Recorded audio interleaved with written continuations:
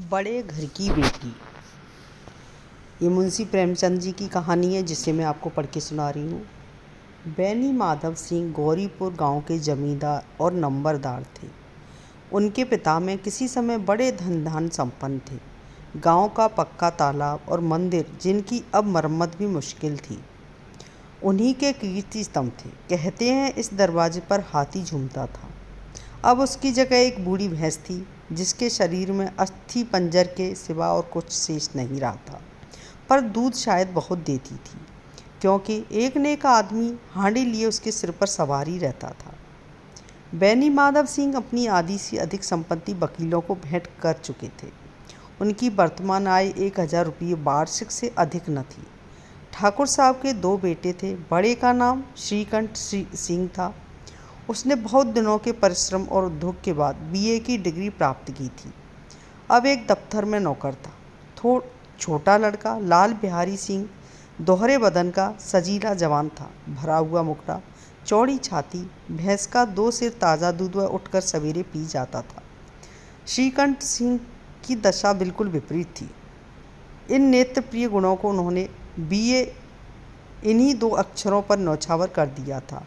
इन 2 अक्षरों ने उनके शरीर को निर्बल और चेहरे को कांतिहीन बना दिया था। इसी से वैदिक ग्रंथों पर उनका विशेष प्रेम था। आयुर्वेदिक औषधियों पर उनका अधिक विश्वास था। शाम सवेरे उनके कमरे से प्राय खरल की सुरीली कर्ण मधुर ध्वनि सुनाई दिया करती थी। लाहौर और कलकत्ते के वैद्यों से बड़ी लिखा पड़ी रहती थी। श्रीकंठ इस अंग्रेजी डिग्री के अधिपति होने पर भी अंग्रेजी सामाजिक प्रथाओं के विशेष प्रेमी न थे, बल्कि वह बधुआ बड़े जोर से उनकी निंदा और तिरस्कार किया करते थे। इसी से गांव में उनका बड़ा सम्मान था। दशहरे के दिनों में वह बड़े उत्साह से रामलीला होती और स्वयं किसी न किसी पात्र का पाठ लेते थे। गौरीपुर में रामलीला की यह जन्मदाता थे। प्राचीन हिंदू सभ्यता का गुणगान उनकी धार्मिकता का प्रधान अंग था। सम्मिलित कुटुंब के तो वह एकमात्र उपासक थे। आजकल स्त्रियों को कुटुंब में मिलजुल कर रहने की जो अरुचि होती है, उसे वह जाति और देश दोनों के लिए हानिकारक समझते थे। यही कारण था कि गांव की महिलाएं उनकी निंदा थी। कोई तो उन्हें अपना शत्रु समझने में भी संकोच नहीं करती थी। स्वयं उनकी पत्नी को ही इस विषय में उनसे विरोध था।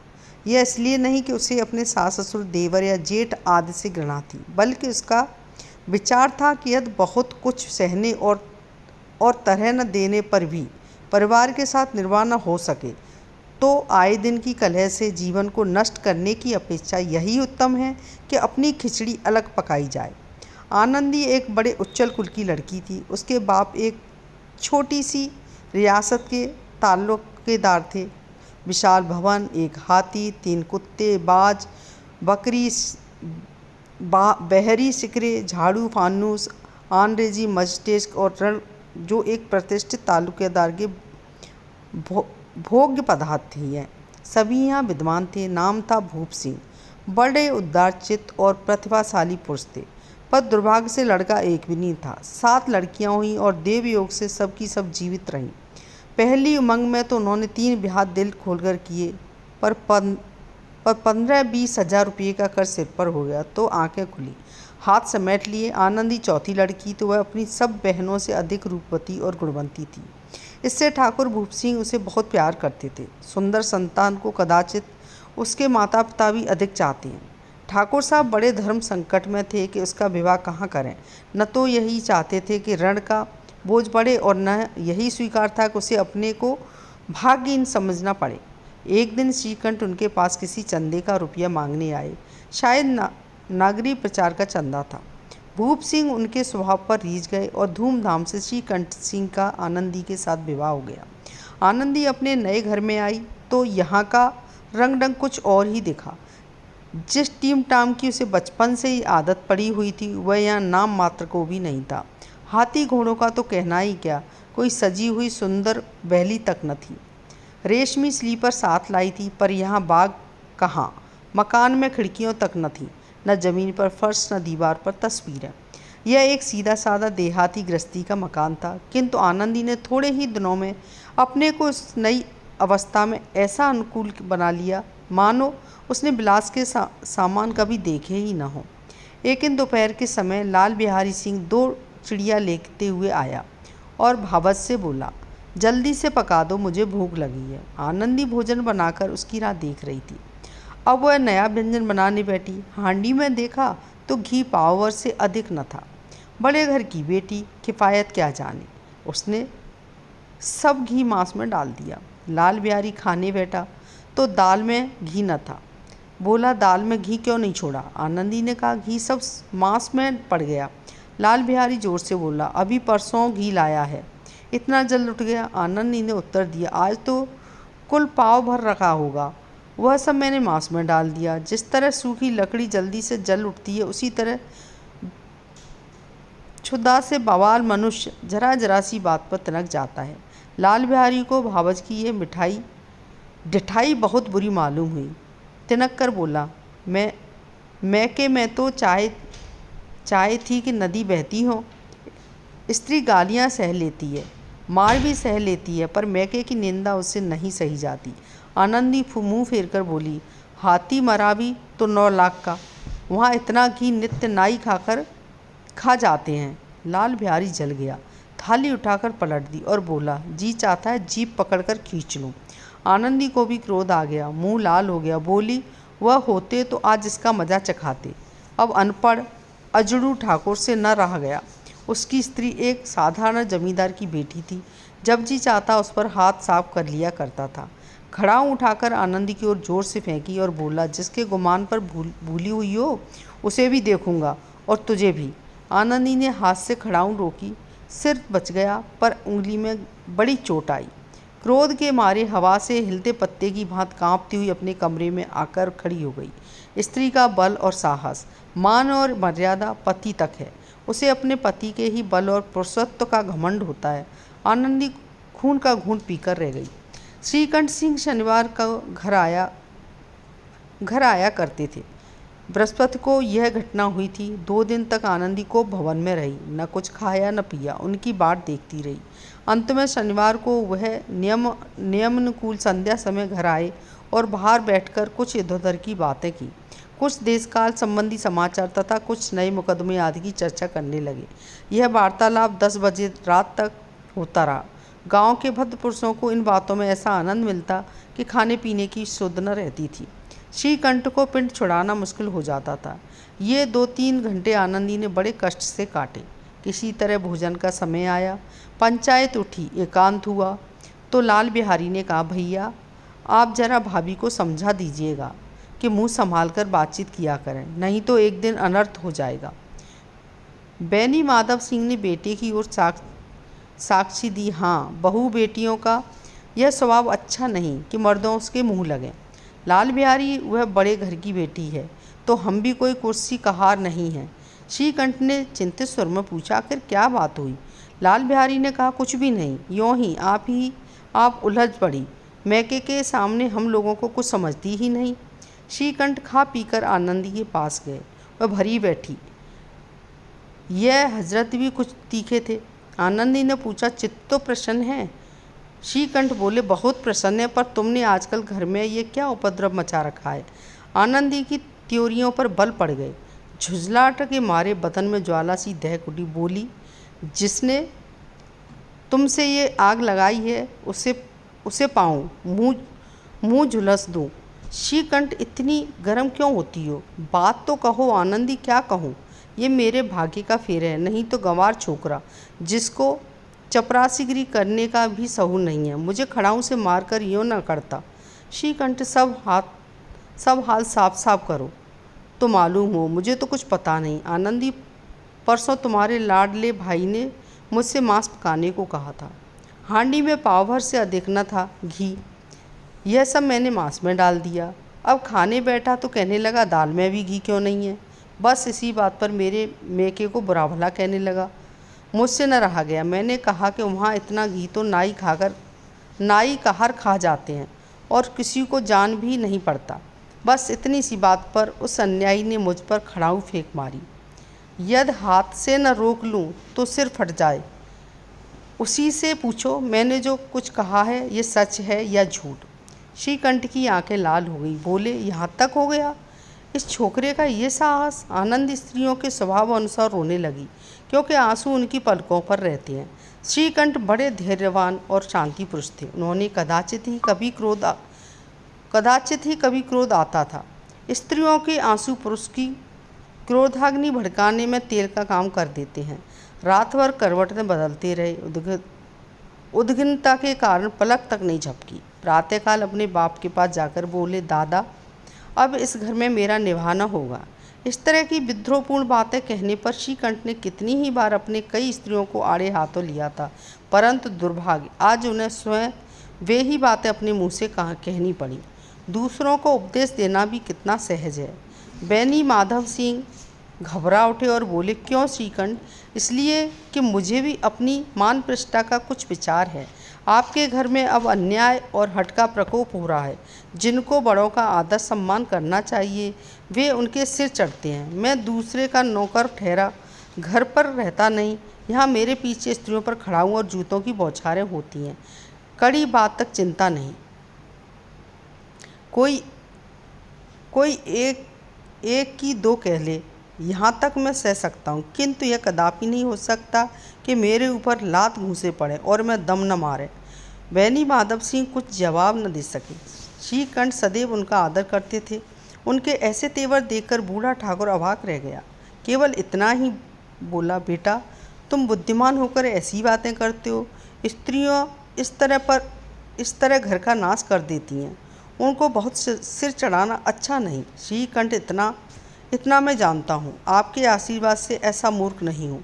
आप स्वयं जानते हैं कि मेरे ही समझाने बुझाने से इसी गांव में कई घर संभल गए, पर जिस स्त्री की मान प्रतिष्ठा का ईश्वर के दरबार में उत्तरदाता हूँ, उसके प्रति ऐसा घोर अन्याय और पशुवत व्यवहार मुझे असहनीय है। आप सच मानिए, मेरे लिए यही कुछ कम नहीं है कि लाल बिहारी को कुछ दंड नहीं होता। अब बैनी माधव सिंह भी गरमाए, ऐसी बातें और न सुन सके। बोले, लाल बिहारी तुम्हारा भाई है, उससे जब कभी भूल चूक हो उसके कान पकड़ो। लेकिन श्रीकंठ, लाल बिहारी को मैं अब अपना भाई नहीं समझता। बैनी माधव सिंह स्त्री के पीछे? श्रीकंठ जी, नहीं। उसकी क्रूरता और अविवेकता के कारण। दोनों कुछ देर चुप रहे। ठाकुर साहब लड़के का क्रोध शांत करना चाहते थे, लेकिन यह नहीं स्वीकार करना चाहते थे कि लाल बिहारी ने कोई अनुचित काम किया है। इसी बीच में गांव के और कई सज्जन हुक्के चिल्लम के बहाने वहां आ बैठे। कई स्त्रियों ने जब यह सुना कि श्रीकंठ पत्नी के पीछे पिता से लड़ने को तैयार है, तो उन्हें बड़ा हर्ष हुआ। दोनों पक्षों की मधुर वाणियाँ सुनने के लिए उनकी आत्माएं तिलमिलाने लगी। गांव में कुछ ऐसे कुटिल मनुष्य भी थे जो इस कुल की नीतिपूर्ण गति पर मन ही मन जलते थे। वे कहा करते थे, श्रीकंठ अपने बाप से दबता है, इसलिए वह दब्बू है। उसने विद्या पढ़ी, इसलिए वह किताबों का कीड़ा है। बैनी माधव सिंह उसकी सलाह के बिना कोई काम नहीं करते। यह उनकी मूर्खता है। इन महानुभावों की शुभकामनाएं आज पूरी होती दिखाई दी। कोई हुक्का पीने के बहाने और कोई लगन की रसीद दिखाने आकर बैठ गया।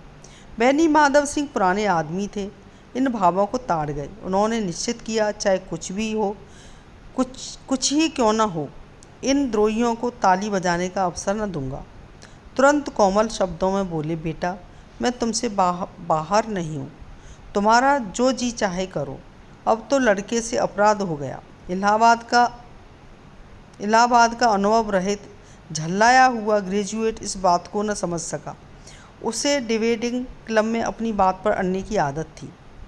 इन हथकंडों की उसे क्या खबर। बाप ने जिस मतलब से बात पलटी थी वह उसकी समझ में न आई। बोला, लाल बिहारी के साथ अब इस घर में नहीं रह सकता। बैनी माधव, बेटा, बुद्धिमान लोग मूर्खी की बात पर ध्यान नहीं देते। वह बेसमझ लड़का है।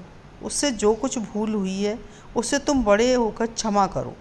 श्रीकंठ उसकी इस दुष्टता को भी कदापि नहीं सह सकता। या तो वही घर में रहेगा या मैं ही।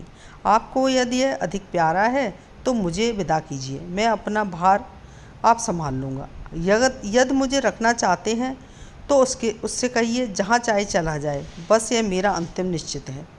लाल बिहारी सिंह दरवाजे की चौखट पर चुपचाप खड़ा बड़े भाई की बातें सुन रहा था। वह उनका बहुत आदर करता था। उसे कभी इतना साहस न हुआ कि श्रीकंठ के सामने चारपाई पर भी बैठ जाए, हुक्का पी ले या पान खा ले। बाप का भी वह इतना मान न रखता था, श्रीकंठ का भी उस पर हार्दिक स्नेह था। अपने होश में उन्होंने कभी उसे घुड़का तक न था। जब वह इलाहाबाद से आते तो उसके लिए कोई न कोई वस्तु अवश्य लाते। मुकद्दर की जोड़ी उन्होंने ही बनवा के दी थी। पिछले साल जब उसने अपने से ड्योढ़े जवान को नागपंचमी के दिन दंगल में पछाड़ दिया तो उन्होंने पुलकित होकर अखाड़े में ही जाकर उसे गले लगा लिया था। 5 रुपये के पैसे लुटाए थे। ऐसे भाई के मुंह से आज ऐसी हृदय विदारक बात सुनकर लाल बिहारी को बड़ी ग्लानि हुई। वह फूट फूट कर रोने लगा। इसमें संदेह नहीं है कि अपने किए पर पछता रहा था। भाई के आने से एक दिन पहले से उसकी छाती धड़कती थी। देखूं भैया क्या कहते हैं, मैं उनके सम्मुख कैसे जाऊंगा, उनसे कैसे बोलूँगा, मेरी आंखें उनके सामने कैसे उठेंगी। उसने समझाया था कि भैया मुझे बुलाकर समझा देंगे। इस आशा के विपरीत आज उसने उन्हें निर्दयता की मूर्ति बने हुए पाया। वह मूर्ख था, परंतु उसका मन कहता था कि भैया मेरे साथ अन्याय कर रहे हैं। यदि श्रीकंठ उसे अकेले में बुलाकर 2-4 बातें कह देते, इतना ही नहीं 2-4 तमाचे भी लगा देते तो कदाचित उसे इतना दुख न होता।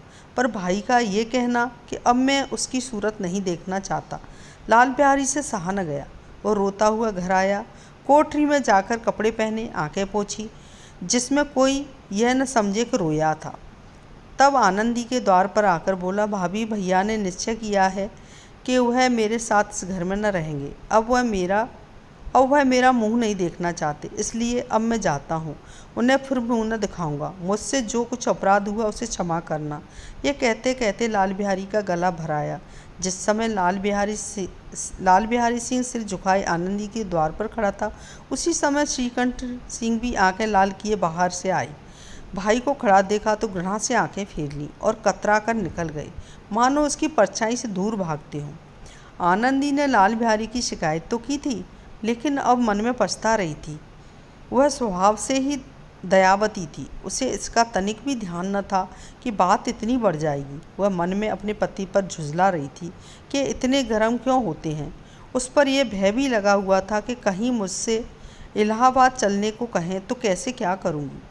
इस बीच में जब उसने लाल बिहारी को दरवाजे पर खड़े ये कहते सुना कि अब मैं जाता हूँ, मुझसे जो कुछ अपराध हुआ है क्षमा करना, तो उसको रहा सहा क्रोध भी पानी हो गया। वह रोने लगी। मन का मैल धोने के लिए नैन जल से उपयुक्त और कोई वस्तु नहीं है। श्रीकंठ को देखकर आनंदी ने कहा, लाला बाहर खड़े बहुत रो रहे हैं। श्रीकंठ, तो मैं क्या करूं? आनंदी बोली, भीतर बुला लो, मेरी जीभ में आग लगे, मैंने कहाँ से ये झगड़ा उठाया। श्रीकंठ, मैं न बुलाऊंगा। आनंदी, पछताओगे, उन्हें बहुत ग्लानि हो गई है, ऐसा न हो कहीं चल दें। श्रीकंठ न उठे। इतने में लाल बिहारी ने फिर कहा, भाभी भैया से मेरा प्रणाम कह दो, वह मेरा मुंह नहीं देखना चाहते, इसलिए मैं भी अपना मुंह उन्हें नहीं दिखाऊंगा। लाल बिहारी इतना कहकर लौट पड़ा और शीघ्रता से दरवाजे की ओर बढ़ा। अंत में आनंदी कमरे से निकली और उसका हाथ पकड़ लिया। लाल बिहारी ने पीछे फिरकर देखा और आंखों में आंसू भरे बोला, मुझे जाने दो। आनंदी ने कहा, आनंदी कहाँ जाते हो? लाल बिहारी, जहाँ कोई मेरा मुंह न देखे। आनंदी, मैं न जाने दूंगी। लाल बिहारी, मैं तुम लोगों के साथ रहने योग्य नहीं हूँ। आनंदी, तुम्हें मेरी सौगंध, अब एक पग भी आगे न बढ़ाना। लाल बिहारी, जब तक मुझे यह न मालूम हो जाए कि भैया का मन मेरी तरफ से साफ हो गया, तब तक मैं इस घर में कदापि न रहूँगा। आनंदी बोली, मैं ईश्वर को साक्षी देकर कहती हूँ कि तुम्हारी ओर से मेरे मन में तनिक भी मैल नहीं है। अब श्रीकंठ का हृदय भी पिघला। उन्होंने बाहर आकर लाल बिहारी को गले लगा लिए। दोनों भाई खूब फूट फूटक कर रोए। लाल बिहारी ने सिसकते हुए कहा, भैया अब कभी मत कहना कि तुम्हारा मुंह नहीं देखूंगा। इसके लिए आप जो दंड देंगे मैं सहर्ष स्वीकार कर लूँगा। श्रीकंठ ने कांपते हुए स्वर में कहा, लल्लू, इन बातों को बिल्कुल भूल जाओ। ईश्वर चाहेगा तो फिर ऐसा अवसर न आएगा। बैनी माधव सिंह बाहर से आ रहे थे। दोनों भाइयों को गले मिलते देखकर आनंद से पुलकित हो गए। बोल उठे, बड़े घर की बेटियां ऐसी ही होती हैं, बिगड़ता हुआ काम बना देती हैं। गांव में जिसने ये वृत्तांत सुना उसी ने इन शब्दों में आनंदी की उदारता का सराहा। बड़े घर की बेटियां ऐसी ही होती हैं। दोस्तों, कहानी में भूल चूक हुई हो उसे माफ़ करें। पोस्ट पसंद आए तो कमेंट्स करें, शेयर करें। सब्सक्राइब नहीं किया है चैनल को तो सब्सक्राइब करें, बेल आइकॉन दबाएं जिससे सबसे पहले पोस्ट आपके पास पहुंचे। कहानी सुनने के लिए धन्यवाद।